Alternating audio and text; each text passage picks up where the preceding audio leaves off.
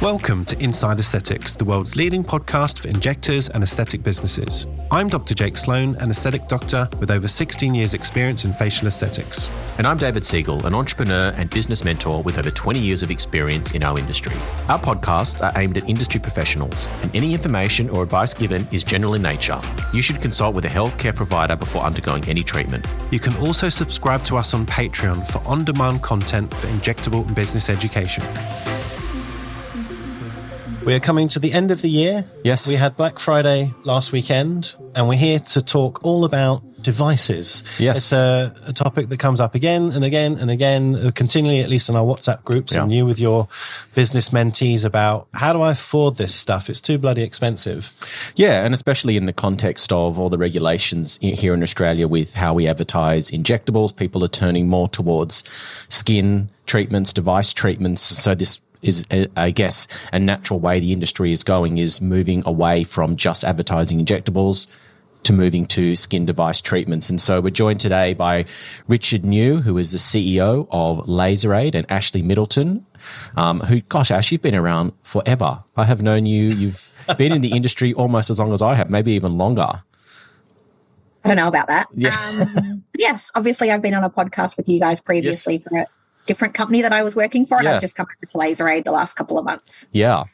And for those that aren't familiar with Laseraid, obviously they're a company here in Australia, and the genesis of that company goes back a very long way to the Laser Clinics Australia days, because Laseraid was initially formed or founded by Alistair Champion and Bob Akmoini, who were the two founders of Laser Clinics Australia, and the Laseraid business itself was a very large reason for the initial success of LCA, because essentially the business was started to be able to bring affordable laser ownership to their own chain clinic and the business model that they created. Obviously, there's been many advancements in the business model, and it's a completely different beast today than what it was when it initially started. But it's been an interesting journey watching this business unfold. Had you heard of Laseraid before, Jake, before today? Only the cream to be used after laser hair removal. Yes. Which I used to use when I was working in your clinic. Yes. But no, I didn't know about Laseraid, how it exists now. And it's an interesting business model that I assume many people don't know about. Yes. And I think it might be a far more valid, better option when considering purchasing a device. Yeah, and certainly an alternative. So, Richard, might just start with you giving us a little bit of an introduction about yourself, what you were doing before you came to Laseraid, and sort of tell us a little bit about what you're doing there and maybe the business model as it stands today, because as I said, it's been through a few different iterations and it's sort of evolved greatly over time. So if I want to start with you, that would be great. Happy to. So a little bit about myself, primarily in medical devices and medical device equipment, over 30 plus years. Came into aesthetics about 5 years ago. The organisation I was working for had a range of laser products that were across surgical, aesthetics and ophthalmology. So came into aesthetics and started to learn that, and spent 3 years with that organisation, being Luminous. And finished up with Luminous, and then Luminous had as a customer Laseraid, and Luminous was supplying devices to Laseraid that were then providing those for subscription, primarily in hair removal. So I got to know a little bit about Laseraid and moved on, and the investors, founders of Laseraid came back and had a discussion about the next phase of the business and accelerating the opportunity. We believe sincerely that there is a really strong need for businesses like Laseraid in the market. The fact that they can actually supply equipment and make equipment affordable and can answer a lot of different things in terms of various brands and providing service and those sorts of things. So strong background in medical equipment, understand equipment and the needs of whether it be a hospital or a clinic or a medical professional and what they need. And a lot of the things I learnt in surgical were also applicable into the cosmetic aesthetic area. To the question about Laseraid, yes, it was founded in 2007. It was really an adjunct to Laser Clinics Australia. So I understand in the one building, if you like, there was Laser Clinics, there was Laseraid, and there was Skin Institute, and they were all separate organisations. But the idea was to really start and work towards providing products and clinical services. Since then, the business has evolved, and for the first 10 or so years, it was primarily focused on laser hair removal, a lot of it around the Candela device. Laseraid were the first to bring into the country certain specific Candela models, and we've grown from that over the years, and we've added other devices in skin and body.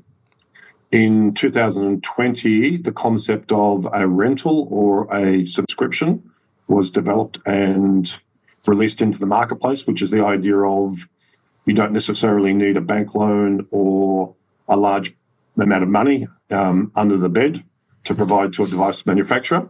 And so the concept of being able to get quick, fast, affordable access to a device, you pay a bond, and Ashlee can go into this a bit more detail a bit later, but fill out some forms, pay a bond, and then pay for that device on a weekly basis. And it comes with clinical support and technical support for the period of that contract. And so we continue to add devices, work with leading global manufacturers.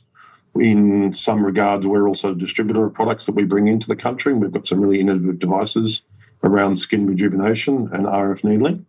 And we continue to add and build on our service capacity, whereby we're one of the largest service providers in Australia and New Zealand now. So it's a business that continues to evolve, continues to meet the needs of the market. We're certainly growing. And like any business, we're wanting to bring the best people into the organisation, high-quality professionals that know aesthetics and beauty, and they're people who are really passionate about what we do, and we can support our clients going forward. Fantastic. Now, Ash, reintroduce yourself to our listeners. Like you said, you've been on the podcast before, but tell us the abbreviated life story. Well, I previously worked at Luminous, and I was there for almost 6 years, and I have recently come over to Laseraid in August. I'm the commercial sales manager at Laseraid. One of the main reasons I've come over is sort of what Richard was just mentioning, that, you know, working in the manufacturing space, we didn't have very many options for customers to access equipment. And it was getting tougher and tougher and tougher, especially in our economic climate at the moment. And I really like that Laseraid offer different options, and especially with all the APRA changes to promoting injectable treatments on Instagram and on their websites and things like that. I just thought Laseraid has got lots of potential at the moment, and decided to come over. But obviously Richard and I worked together at Luminous for about 3 years. And yes, it was just a good opportunity for me. And I'm looking forward to seeing where we go over the next couple of years. You alluded to the economy. If you could both maybe just give us an insight into the last 12 months. We're coming into December. So how tough has it been? And you know, I guess for Laseraid as well, what's your take on the economy at the moment? I suppose the feedback is discretionary spend from clients is reduced. Obviously, if money has to go into mortgages and other essentials, there's less discretionary disposal spend. From our perspective, we're probably seeing it's hit body a little bit more than other areas. Skin seems to be doing quite well. People are still prepared to spend some money on skin. We all want to look great and stay young. But available funding through the banks has tightened. Interest rates have gone up. So the interest rates that we're hearing now is anywhere from, depending if you're medical or non-medical, but if you're non-medical, there's certainly middle double-digit interest rates. And so cash is tight, is being offered by the banks. Therefore, it restricts access to new technology. So from a subscription point of view, we're seeing our subscription business grow because clinics want to get access to technology, and it's an alternative way to get access to that technology now. So from that perspective, it's been great. Clinics are a little bit more cautious, whether they subscribe or buy outright. They want to make sure it's the right technology. And I suppose the thing now is making sure that any technology that you put in meets a clinical need, but also meets a financial need for the clinic. So this piece of technology, will it actually attract clients? Is it easy for my staff to use? Is it relatively risk-free? And can I ultimately, end of this day, as a commercial business, providing a service, make a profit? And I think clinics will become more wise about this and more choosy, and they're looking at the different options to make sure that they're not left with a piece of equipment that doesn't actually generate income for them, because the market's tightened. And that's just what happens. So I think the clinics are a bit more cautious. They want to look at different options, and they want to make sure the technology they're acquiring or accessing does all the things they need to do. And around that as well with trends, trends move quite quickly these days in aesthetics, and you're looking at trends that can be 1 to 3 years for a piece of technology. So you have to make sure that if you're investing large amounts of money, will that trend and that need for the device be there in 3, 4, or 5 years? Certainly hair removal will be, but with certain skin and body trends, the market moves. And so clients are thinking that if I'm buying a device and paying it off over 5 years, will this product, this device drive a result for me in year 5? Or am I exposed? So I think they're looking for informed or information. What's going to happen for them in the future? Will this piece of technology actually deliver an outcome that they require? And there's sort of the great conversations we have with clients all the time. Yeah. It's interesting because the economy has obviously, as you alluded to, created tougher conditions for everybody out there, but we've also seen a shift sort of in isolation to the economic conditions toward skin treatments. There's been a reduction in filler volumes that are being used and people looking for more natural looking results, but it's obviously is well within the wheelhouse of energy-based devices, which are now, we're even starting to see combination therapy start to become more spoken about. And we're hearing about these things being done. Jake and I just came back from a conference where this was a primary focus, sort of these combination treatments, so combining injectables with sort of transepidermal type of protocols, using injectables together. So it's really interesting space how it's shifted and where the industry's at and the opportunities for businesses now to sort of promote themselves and sort of broaden their range of services to de-risk their business. So how would you define Laseraid these days, Richard? Because you guys aren't a manufacturer. So how do you sort of simply define what it is that you guys do and what sort of separates you or differentiates you from someone purchasing, say, a device or acquiring a device from one of the other suppliers in the marketplace?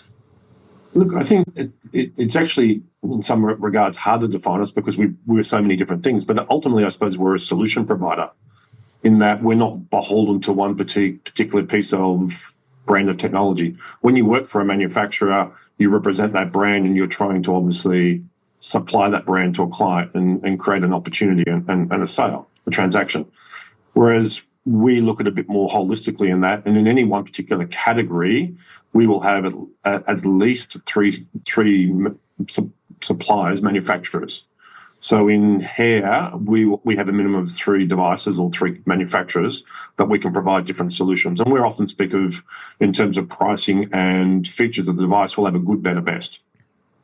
So we'll have a top shelf product. It'll have certain features. It may be speed, in terms of hair removal, and we then go into a consultation with a client and be able to say, we've got a range of products. What are your needs? What are you looking to achieve? What can you appropriately afford? Who's around you? Do you have other independents? Do you have corporates that you're competing with? Where are you trying to fit yourself into the market? And what are you actually charging as a fee? And what technology can you afford? The worst thing for any clinic is they acquire a piece of equipment and it's not actually delivering a financial outcome. So we talk from a solution-based, and we can talk across different platforms, whether it be skin, hair, or body. And we're really looking to work out where are their gaps, where are they looking to try and add new treatments, increase their clinic throughput, and ultimately serve their clients and make an income on the way through. So it's not just fixed on one particular brand, multiple brands, multiple price points. And on top of that, we've got subscription, subscribe to own, which in other words can be like a rent to buy, or you can purchase the device outright.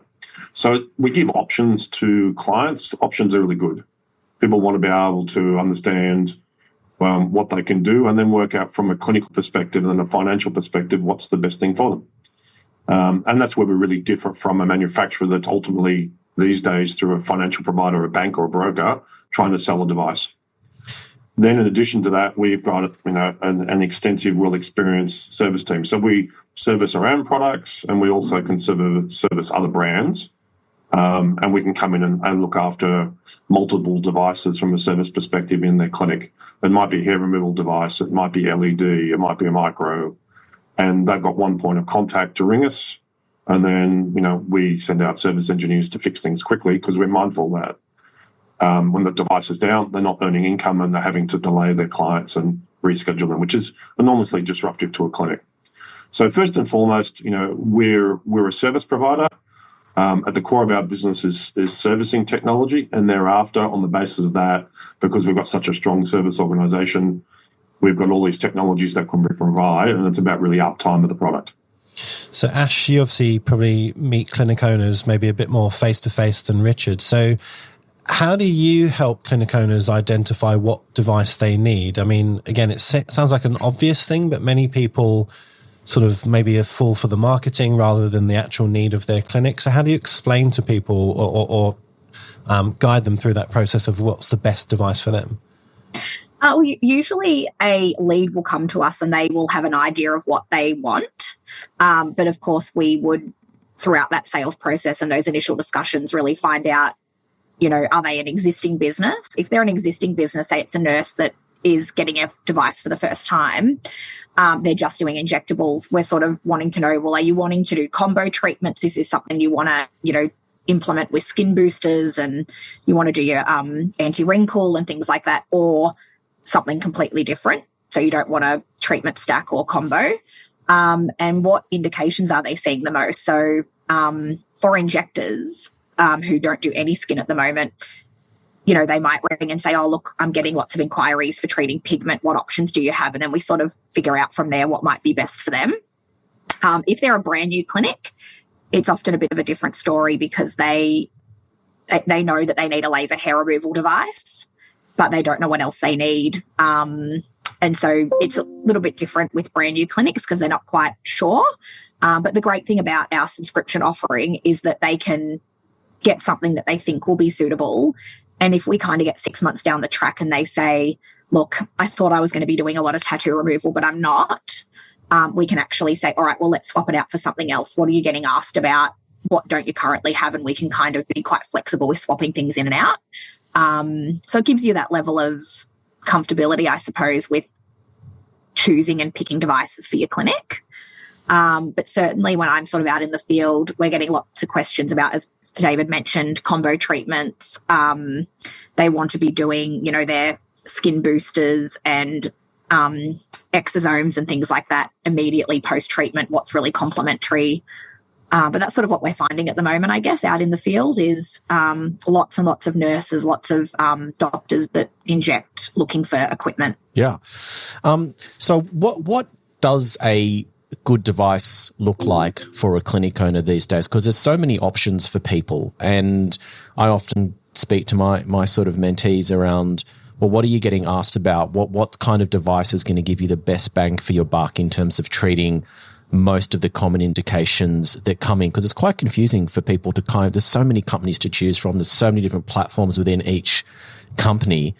What do you think people should be looking for? What's going to give them the greatest return on their investment in terms of the technology? Well, look, RF microneedling is really popular at the moment. It's definitely the most inquiries that we're getting at the moment are on RF needling. And it's a very good product to be using for injectors that complement what they're currently doing.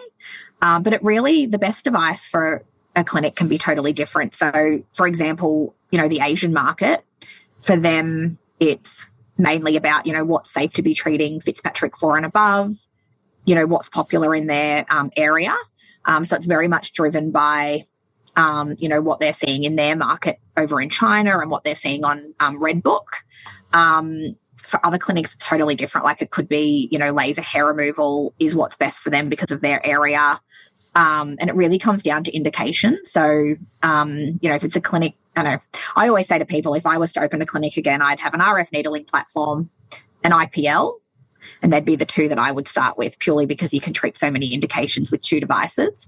But we certainly, like at Laseraid, especially with our subscription model, most of our technologies, putting hair removal aside, most of our technologies, the weekly payment that we charge for subscription would be 1 to 2 treatments per week.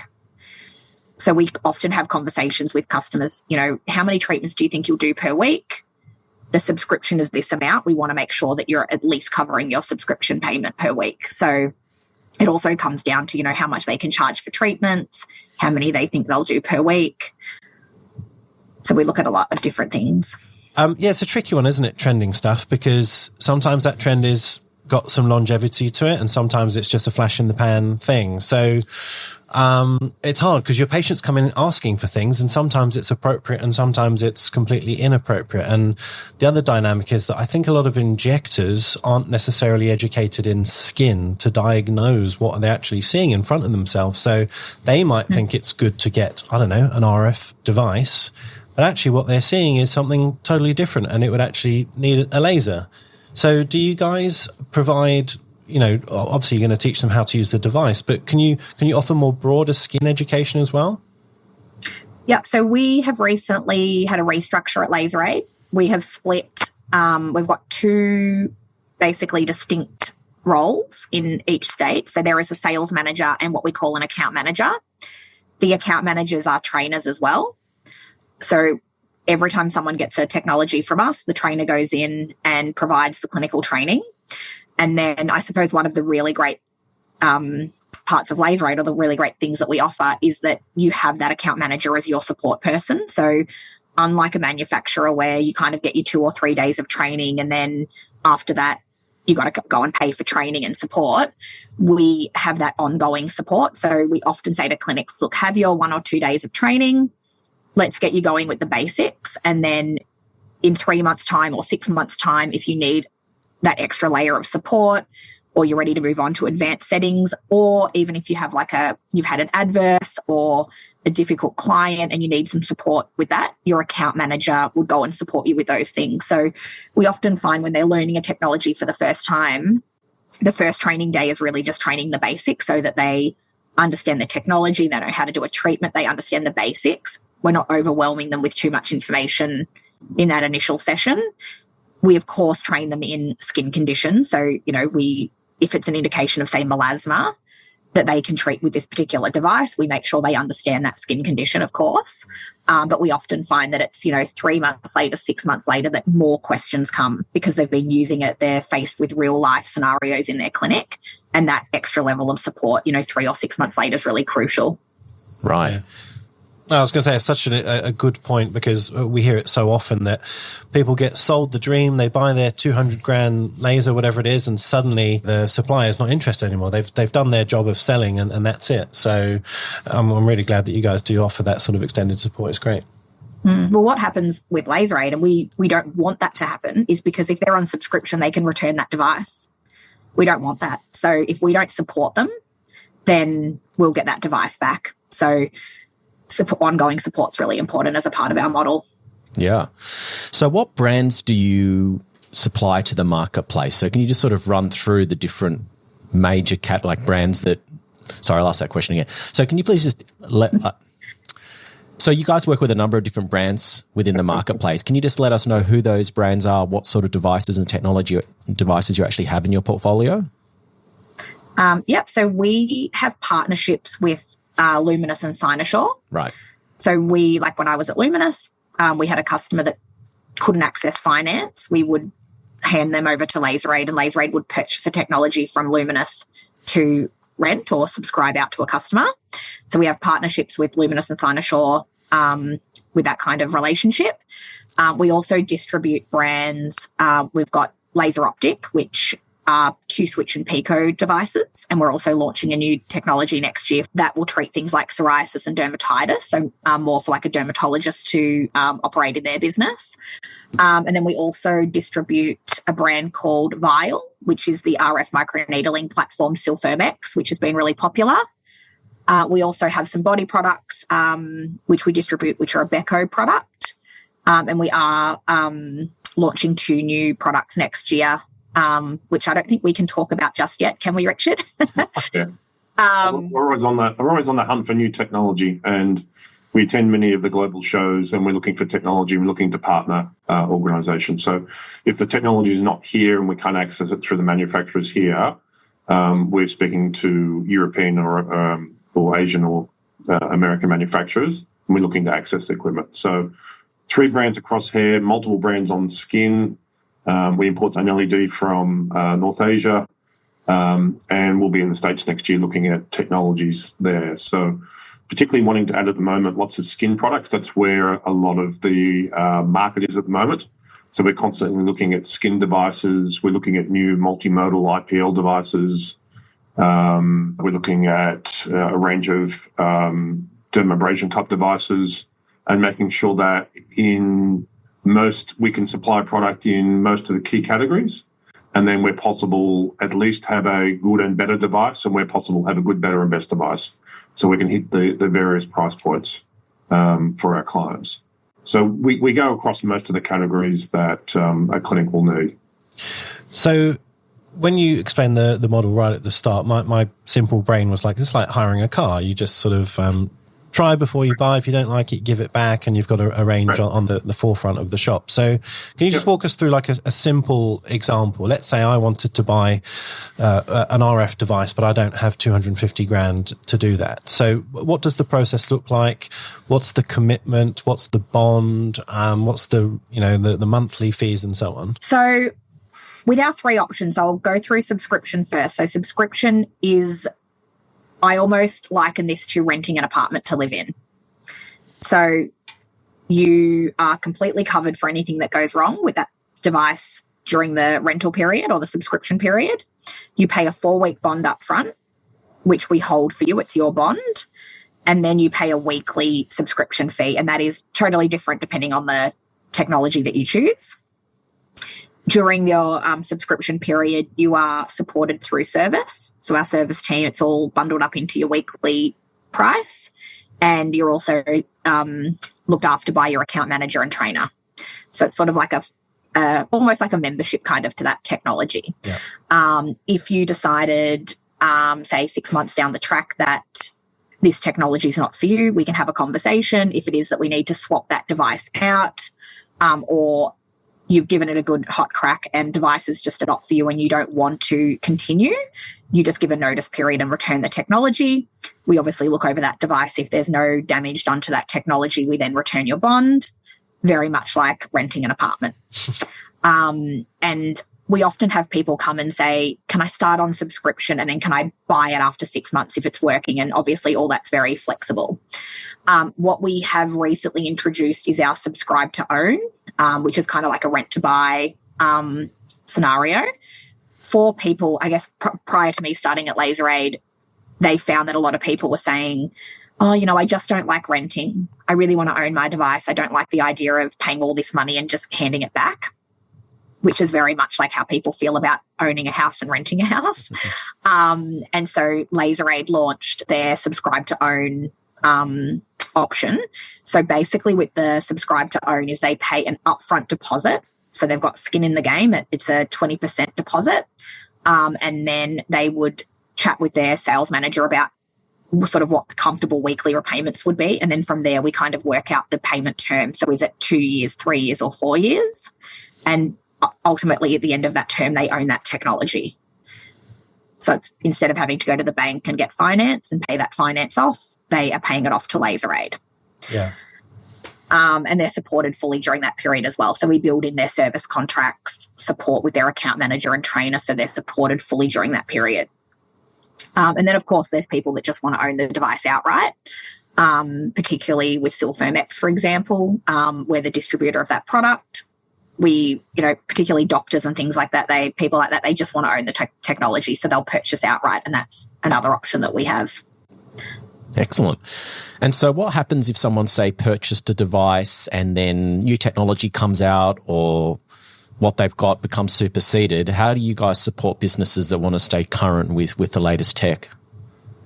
If they've purchased the equipment? Yeah, or maybe, obviously under the rental agreement or they can sort of swap that, but I guess if they've purchased it, because that's sometimes a fear that people have is, this is going to become out. By the time I pay this off, it's going to be outdated. How do I stay current? Look, if they're locked into sort of rent, the subscribe to own or the outright purchase, it would be a little bit different. Yeah.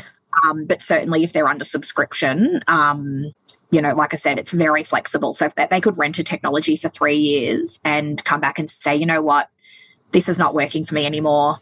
Let me return this and I'll get something else instead. So subscription, it's very flexible. We can almost accommodate any request in regards to returning things, swapping things, doing that kind of stuff. The rent to own and the outright purchase is a little bit different because obviously they've prepaid that deposit. They're paying their device off essentially. But of course, I mean, look, most people that I've been dealing with in the few months I've been at Laseraid, if they're unsure at all, we would always say to them, we'll just start off on subscription. If you're unsure at all, like you've got any reservations around this technology, start off on subscription and then we can move you on to the subscribe to own, or you can purchase outright. And we've literally just had that happen this week where a nurse in Canberra purchased our RF needling platform or went on subscription for the RF needling platform and is purchasing it this week. So I was going to say, that's the beauty of your model. You try before you buy, before you commit. Yeah. And if you commit, then it's not really Laseraid's fault if you've made that decision. Would you guys consider actually, buying back a device? Does that facility sort of exist? We have historically done that more in hair. So for whatever reason, someone may be closing a clinic and they no longer need that hair device. And we send a technician in, they have a look at the condition of the device, and then we provide a valuation. And if both parties agree on the valuation of the device, we can buy the device back. So that happens very commonly in hair removal. Yeah. So we do those sorts of things. So we try to, we want to be on a journey. And with Laseraid, there are some clients that started with us in 2007 and are still with us in either a service technology perspective or we've sold them multiple devices. And, we have many clients where they've opened up multiple clinics over 10 years. And for some of them, it might be a progression where they start to subscribe the device. The clinic gets stabilized. They then want to own that device. And then they go and open another clinic. So we're an enabler. We're here to enable clients, clinics, medical professionals to help grow their business. Yeah. If they grow and they succeed, we succeed. And we go along with them with the journey. And our ultimate client is someone that could start with one device, ends up with two or three, then gets a second clinic. And as we've spoken to, is set equipment is very capital intensive. If you wanted to go and buy everything for a new clinic these days, you might spend anywhere between $500,000 and $1 million. Not everyone's got that capital. Yeah. So we help you get started. And if you've traditionally been in hair removal and you want to get into skin, but you don't have the capital to do that, we're an enabler that enables you to be able to get into this technology. And suddenly you can open up skin and you can open up different treatment pathways and you can grow your business. And that's what Laseraid's really all about. Yeah. And our success is having long-term clients that we help them grow their business and we go along the journey with them. So if someone wanted to sell a device that you saw value in, would you consider buying that even though you don't have that system in your current portfolio? And then would you sell that? That? No, mostly because there are probably other vehicles for them to do that. So there are other online platforms to be able to buy and sell devices. We will consider taking back a device that we have technical expertise for it. Yeah. Because if we then want to buy that device, we obviously then want to then put that back out in the market. And it comes back to, do we understand the device? Have we been trained on the device? Do we have spare parts for the device? Yes. Do the field service team, are they capable in actually supporting that device?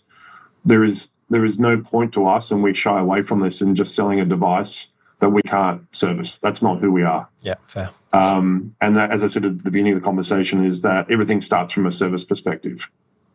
And if we don't have the capabilities and expertise and the knowledge and the spare parts to be able to support the device, that's not what we're on about. Yeah. So it really starts on that platform first. So for hair removal devices, particularly one particular brand, we can bring that device back. We can make sure that it's working well. And because we have the technical expertise for that, we can then bring it in and then put it back out for subscription or subscribe to own.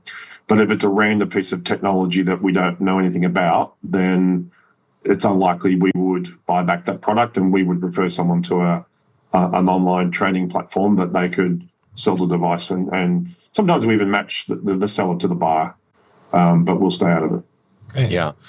So, Ash, at the beginning, you mentioned that a lot of challenges are out there for people that buy devices and then can't get them working within their clinics, like they just fail to execute, and the device sort of sits there collecting dust. So you've been around for a little while now and worked in various areas in the industry. What do you think people do wrong when it comes to integrating a device into their businesses, and what advice do you have for people that want to acquire a device, want to start offering these treatments, but need some guidance on how to actually turn this device into income and get it working on a consistent basis? I think most of the time it probably starts with them just being sold the wrong device for their business.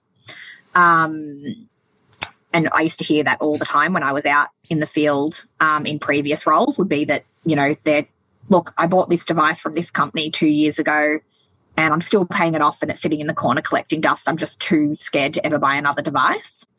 I would say that, purchasing the wrong device initially is probably the main thing I would say that goes wrong. But, in my experience, the clinics that do really, really well with technology is when everyone in the clinic has sold the dream. So the staff have all had the treatment. They love it. They can all speak about it comfortably to clients. Clients come in and they're excited to tell their clients about that technology. Making sure front desk staff understand the device. If you know that you're getting a new device in your clinic, start, telling the clients before you even get it that it's coming. Offer some launch offer. Get all the clients really excited. Do your training. Retrain, really make sure you understand that device, do advanced settings once you're comfortable. I've seen it a lot where clinics have been sold the dream. They go to a conference or they go to an event, they get all excited, they get FOMO, everyone else in the room's buying one, and they get suckered into purchasing. And then they either have bought the wrong thing, they're not getting supported well enough, and they put it in the too hard basket. Of course, that's what we try to mitigate at Laseraid is that, if they've got a device out in their clinic, we want to make sure that it's doing well. A part of my job is with our account managers looking at, have you been to see this customer? What's going on? We're trying to get ahead of issues. So if the customer's starting to get cold feet, we're in there talking to them before they get to the point where they've decided that this doesn't work, and trying to sort of help them. But, look, some businesses, equipment's just not for them. And they, the beauty of subscription is they can try it. We can do everything we can to try to make it work. They can do everything they can to try to make it work and it doesn't work. The beauty of subscription is they can return it. Of the clinics that you guys look after, I'm presuming many of them are injectors. So what would your advice be to our listeners who are injectors, considering a device, but from a business perspective, how do they divide their time as the injector? Do they get another staff member to run that device and just, stick to injecting? Or can you see it being successful doing that dual role of being, pseudo skin therapist and injector? What would your advice be? Yeah, I think we've actually spoken about this before in another podcast. But look, if I was chatting to a nurse, if they're a fully booked nurse, I would be encouraging them to get a dermal clinician or a beauty therapist or another nurse to work alongside them, because skin treatments take up a lot more time than injectable treatments, and essentially they could be shooting themselves in the foot by booking themselves up with these longer skin treatments and essentially earning less money. I was in Canberra on Monday at an event last week, and it was a nurse injector.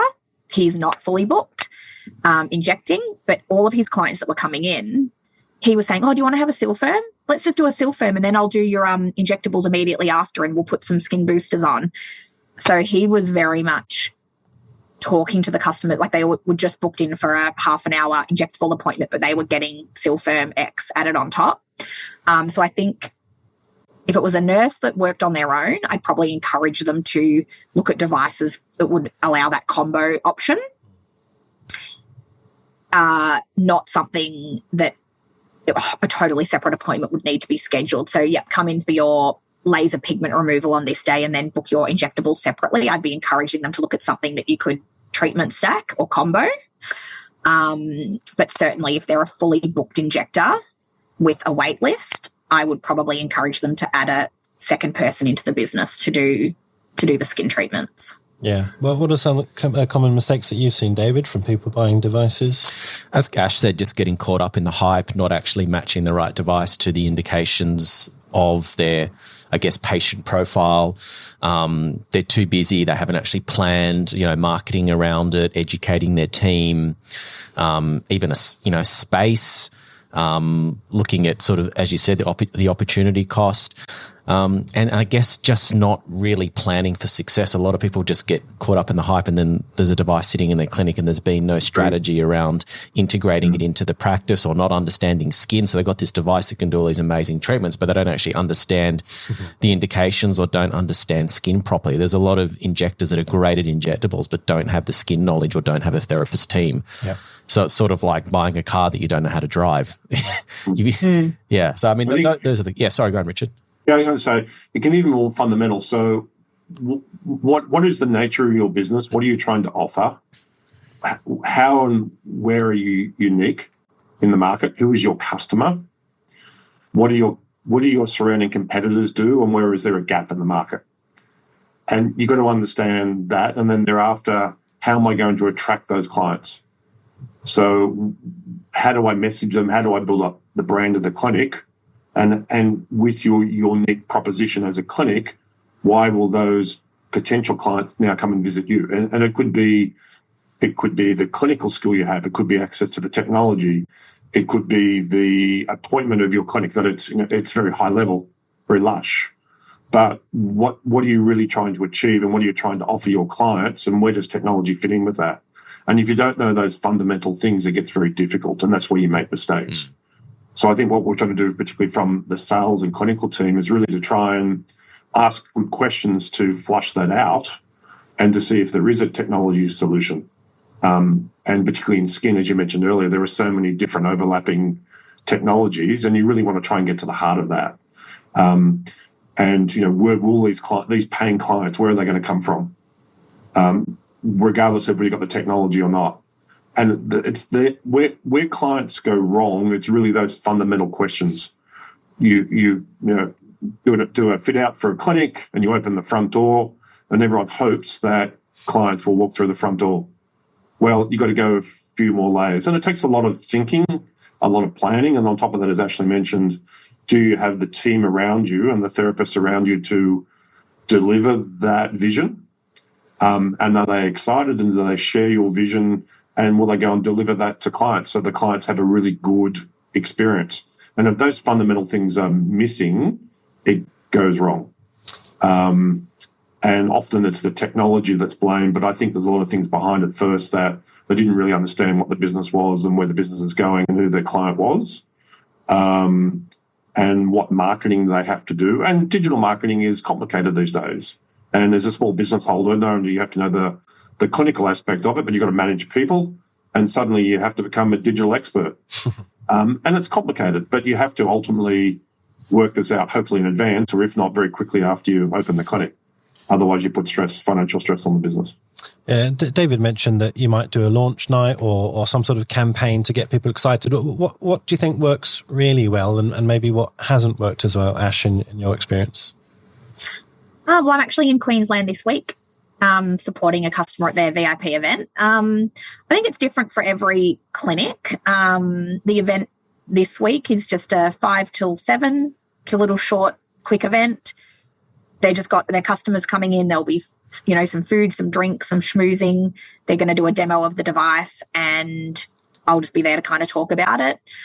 Promotions on the evening, those kinds of things. But every clinic's a little bit different. It really depends on their clientele and what works. But even on the weekend, I'm going to an event in southwest Sydney, and they're doing their grand opening of their clinic. We've got 2 technologies in their clinic, and myself and one of our trainers, Nicole, is going to support them.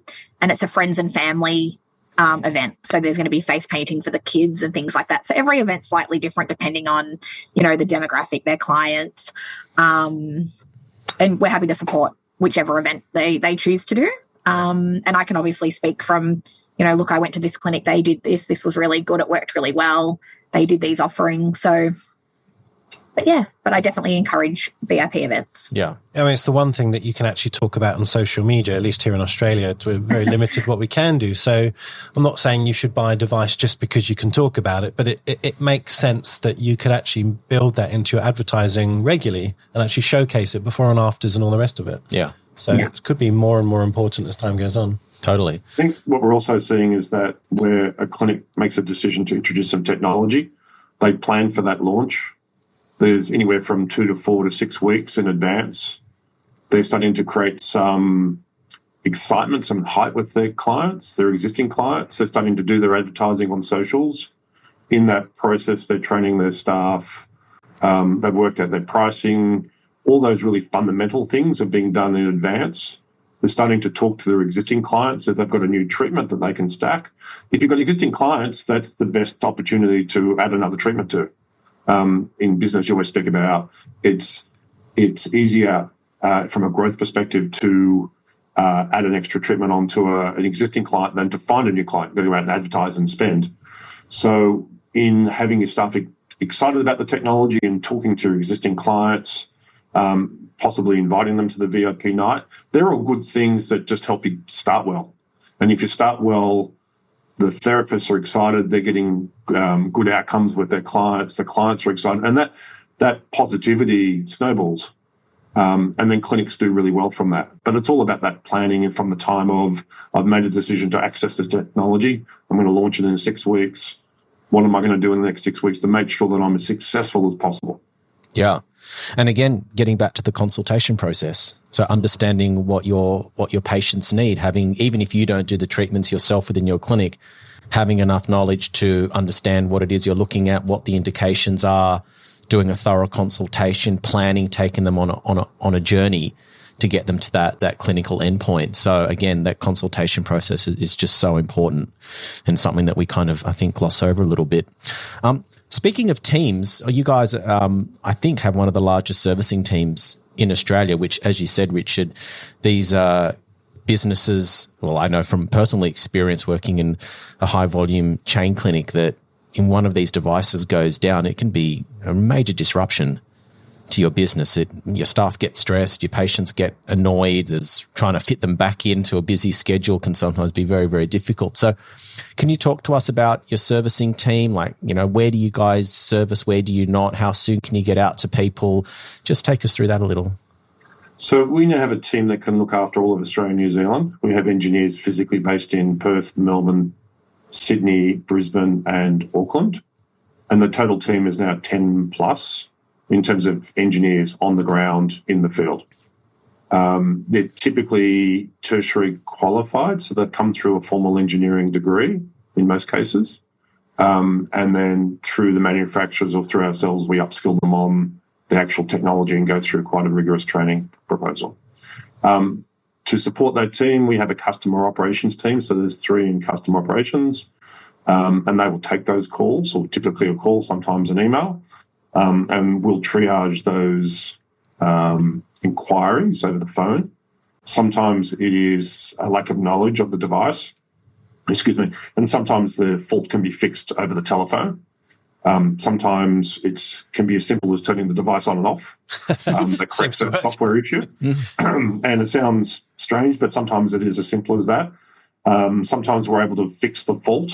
It may be a lack of understanding of the device, particularly some of the accessories, and some of it can be fixed over the phone. If it can't be fixed over the phone, then an engineer is dispatched. In most cases, we'll have an engineer, certainly in metro areas, the major capital cities, will have someone out to them same day, and worse, it's next day. For regional and remote areas, it might be an extra day, depending upon if a flight's required. And certainly with areas in New Zealand and certainly Queensland, with Far North Queensland, it takes a time to get to someone. But we take very seriously the fact that the device is down, and we want to respond to that.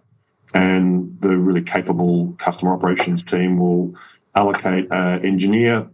They'll go out with most of the required spare parts and knowledge, and the goal is to fix it first time in the field to get the device back up and going. And as Ashlee mentioned earlier, certainly in the subscription basis, if that device is not up and working for them, and they're not making money from it, then there's a risk that device comes back. So we're really focused to make sure that customer likes that device and it's working well for them. So the goal is to get out same day and fix it first time. Yeah. And we do that. And with some of our clients, we have some KPI metrics which talk about uptime. And they want those devices up and running because the device that's up and running is making the money. The device that's broken and not working is costing them money. So we internally measure ourselves, and some of our clients actually measure our performance as well.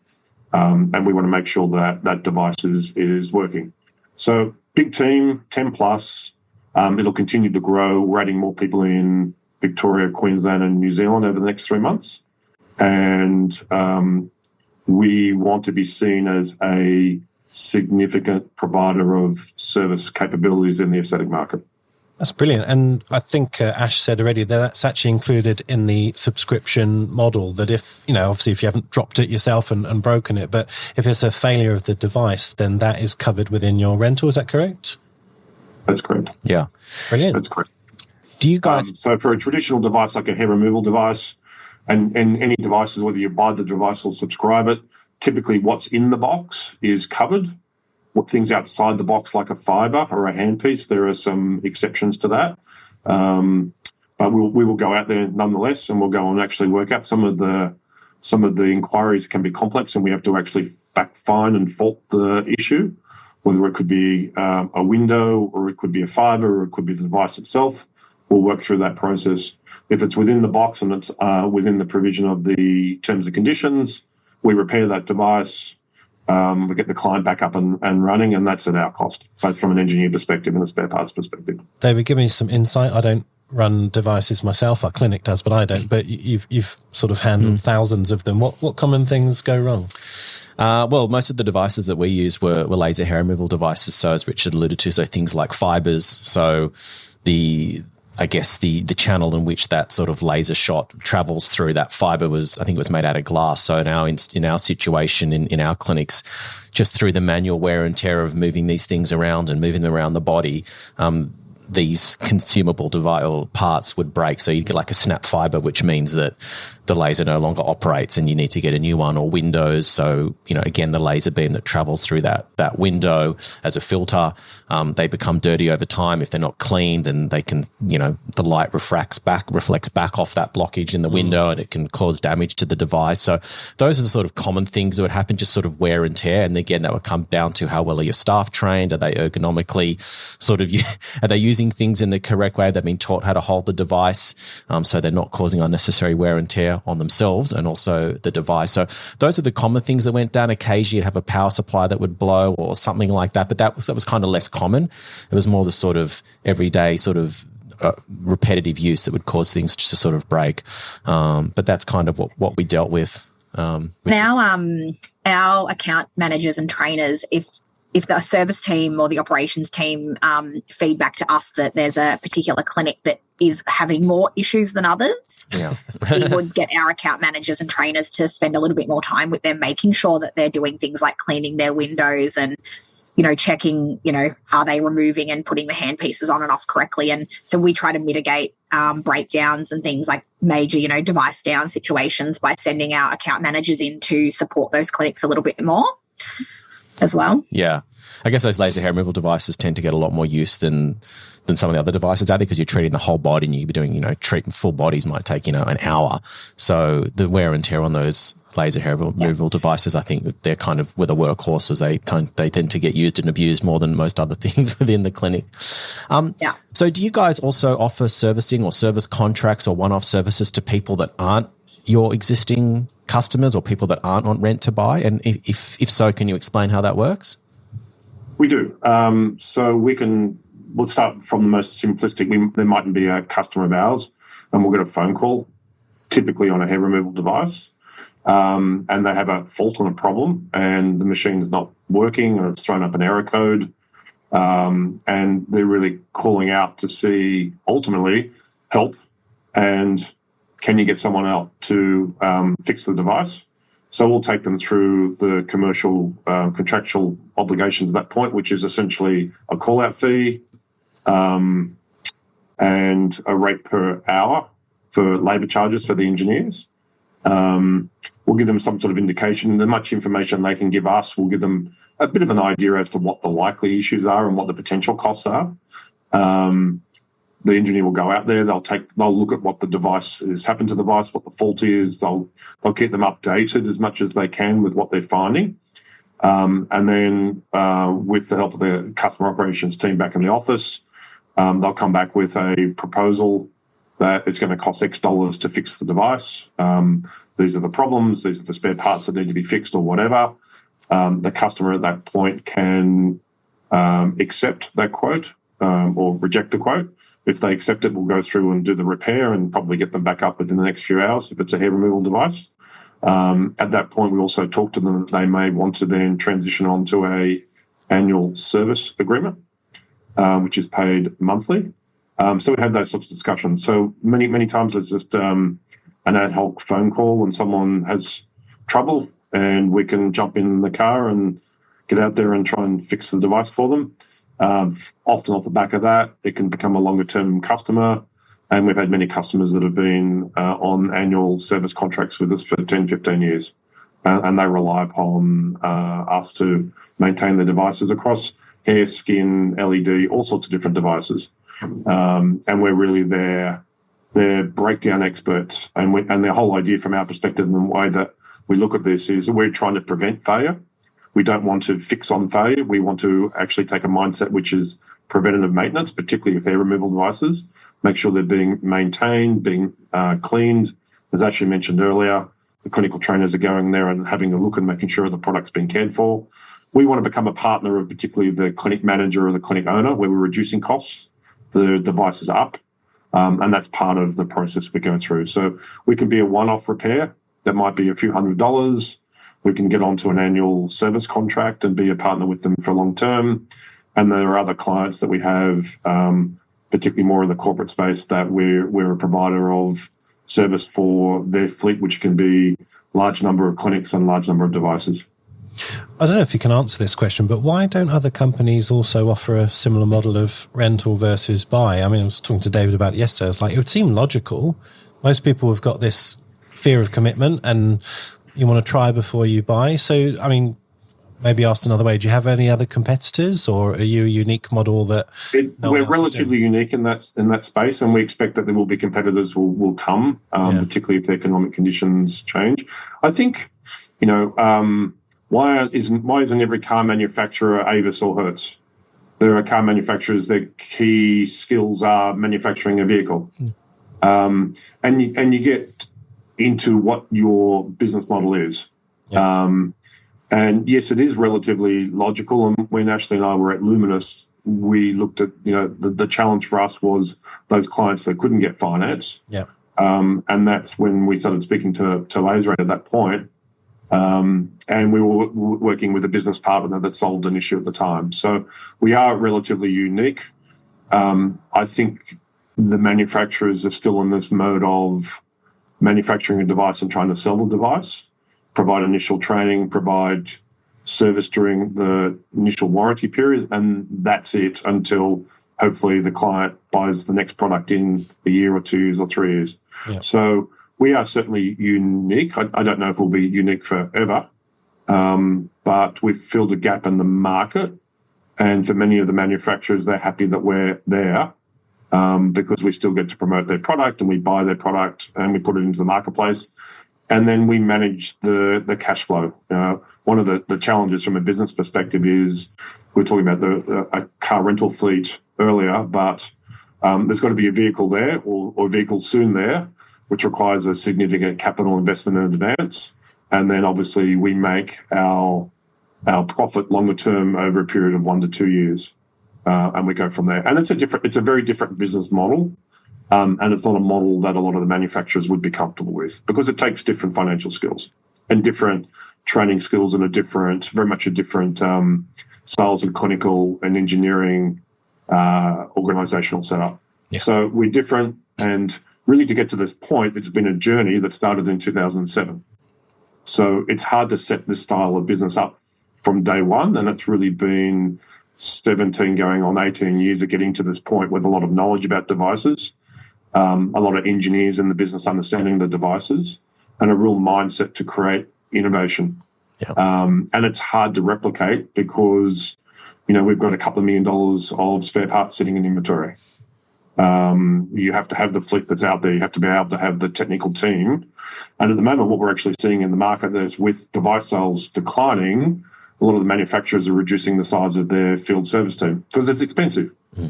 And whereas we see that as an important investment in our business, and that's as part of our core DNA that we want to grow that over time. So it depends on which business model that you want to have, but it's hard to replicate. Yeah. And it's expensive to replicate.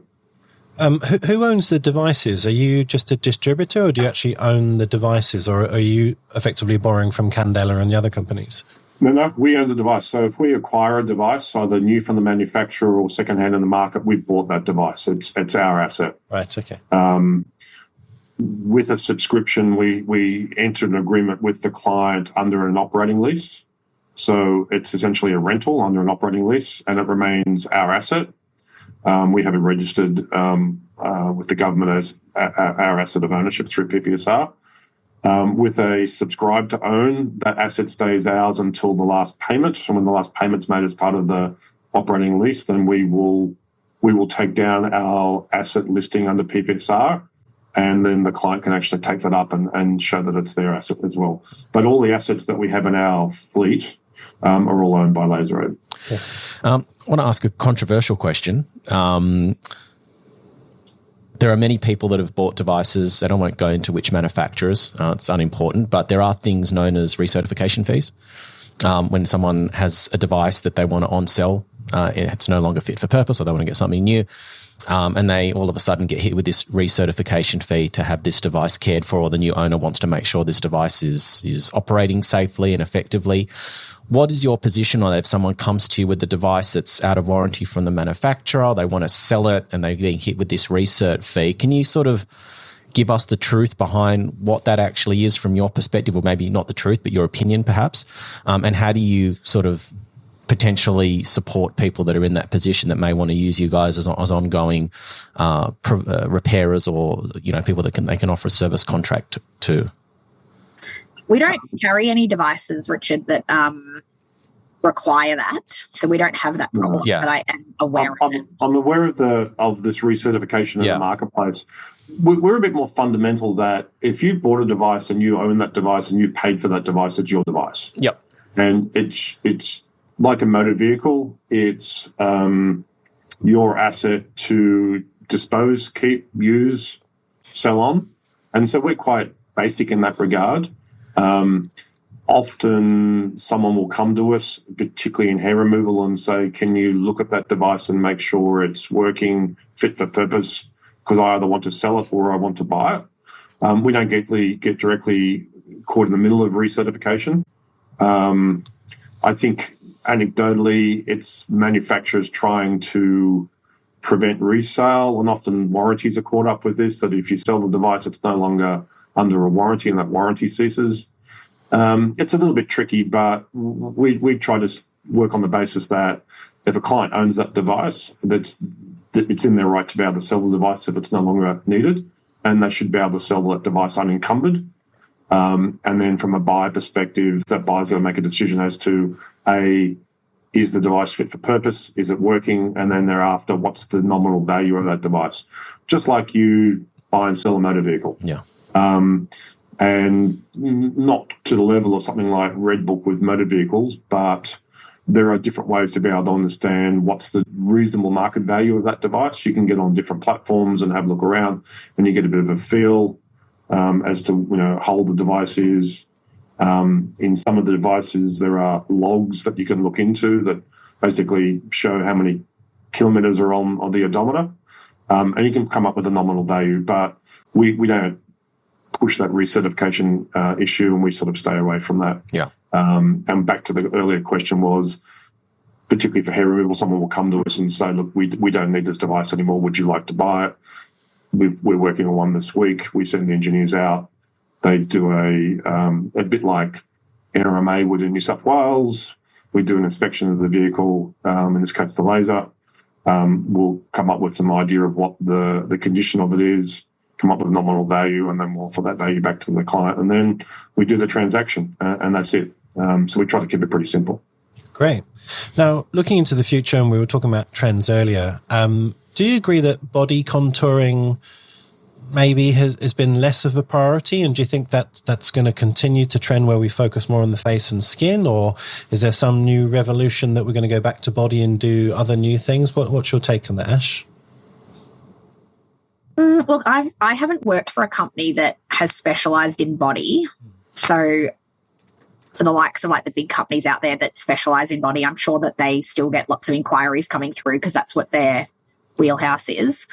From a Laseraid perspective, our leads coming in per week are very, very low for body. I would say we'd get a couple a month versus 20 a week for skin and laser hair removal. Yeah. So we're certainly seeing the demand from the clients and the clinic owners is low for body, but also Laseraid aren't particularly well known for that. Like, the likes of like BTL and things like that who are really well known in market for body devices. I don't know. I think there'll always be the clinics out there that specialize in body. So, the chain, there's some corporate businesses out there that just do body. And I think they'll always exist. But I think, businesses that do a little bit of everything, so some skin, some injectables and that type of thing, I think they will probably start slowing down with body. Yeah. Yeah, I don't know if it's a unique thing to Sydney. About 4 or 5 years ago, these body clinics sort of popped up everywhere. And I mean, they're still there. I don't know how successful they are. Do you have any insights into that, David? I think it had an initial explosion. I think it has gotten tougher for those body contouring clinics. I think they've kind of worked out that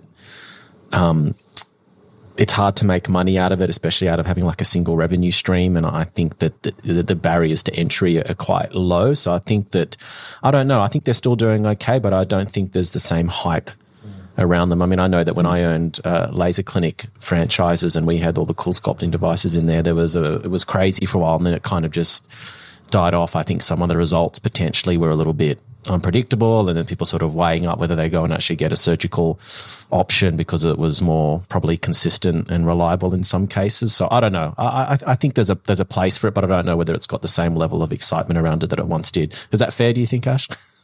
And I think everyone's probably on Ozempic now, so...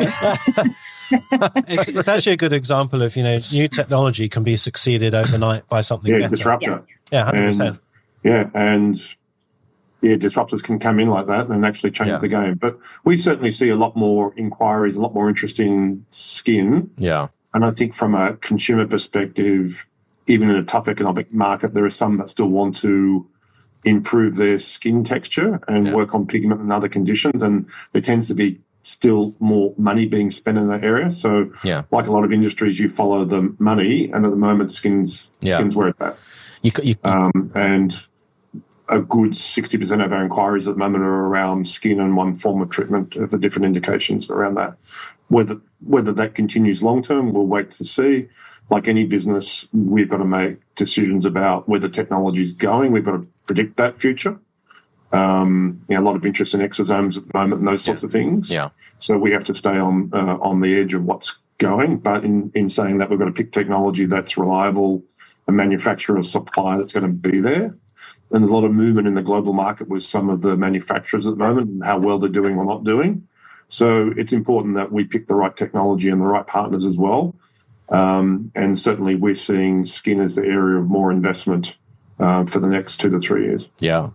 So what's the future look like for Laseraid?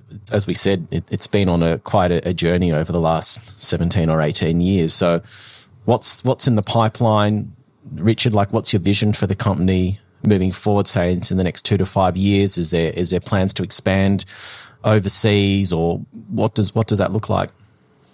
From an Australian New Zealand perspective, first, we'll continue to add products and employees,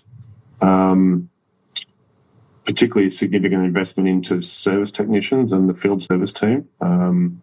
We continue to look at new devices, and we'll be adding new devices that we launch at some of the conferences next year.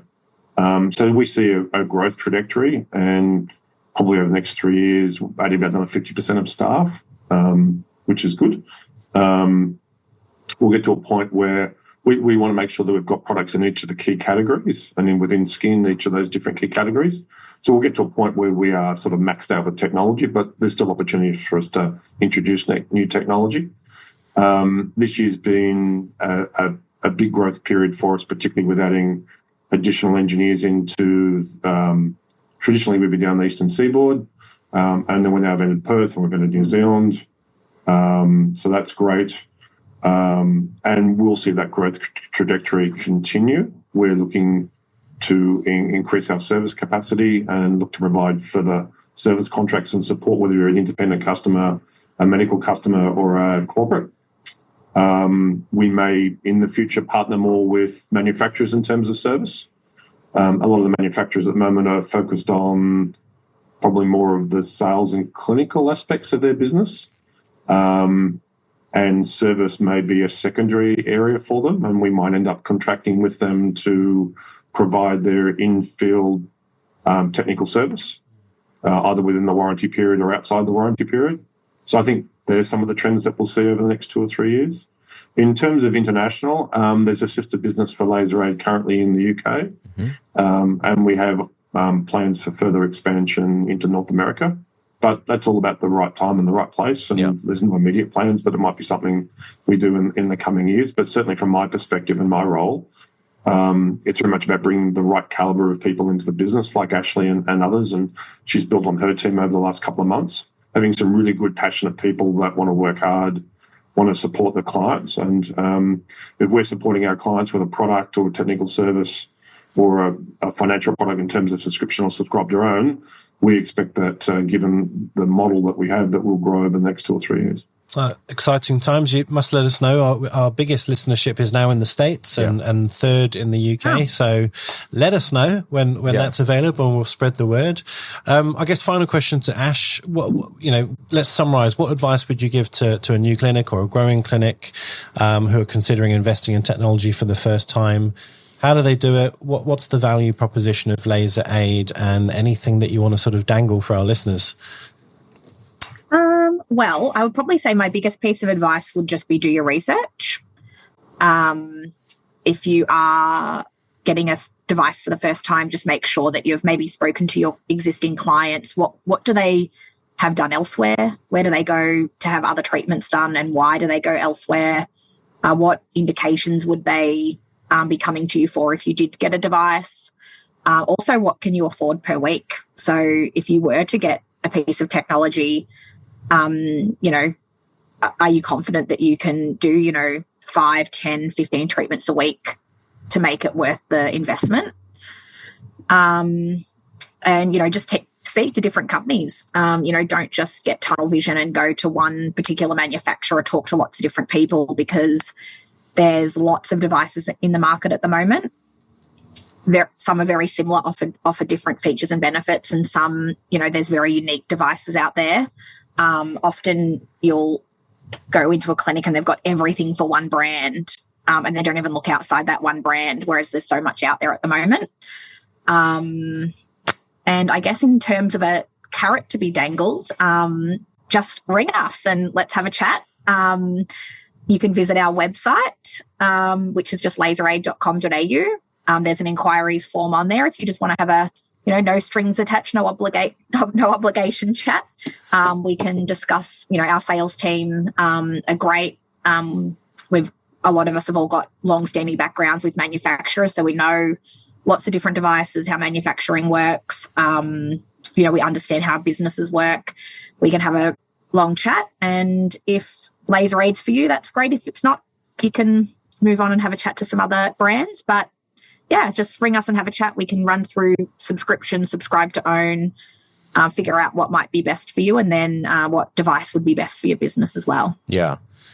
Just to second that, I think that we're all guilty of impulse purchases, especially in this industry where there's, everything's very exciting. There's new tech, you want to offer everything to your patients. And so just to sort of second what Ash said, don't make an emotional decision. Make it clinical. Just imagine that you're consulting your patient for what treatments are appropriate for them. So do the same for your business. Talk to different manufacturers, work out who your clients are, make sure that you're getting the right device to match your type of business and the type of patients that you have, and just be clinical about it and talk to lots of different people, get different opinions, and doing it in that considered way will sort of stop you making bad decisions, which could put a lot of financial pressure on your business. It's funny, I'm listening to you say that. I'm the most incredibly conservative, risk-adverse person, and I would definitely try before I buy. Yeah. I mean, I would have had this conversation so many times with people who either can't afford it or are scared of, the outlay of a device.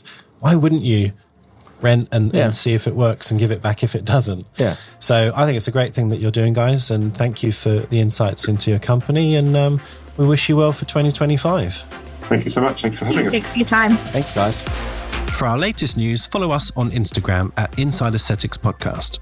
If you want to get in touch with myself or David, follow us on Instagram as well at Dr. Jake Sloan and David_Inside Aesthetics. Join our Patreon for invaluable business and injectable education. Get access to our global community of like-minded professionals, live and interactive Zoom sessions, hints and tip videos, webinars, and more. Head over to www.insideaesthetics.com/Patreon for more information.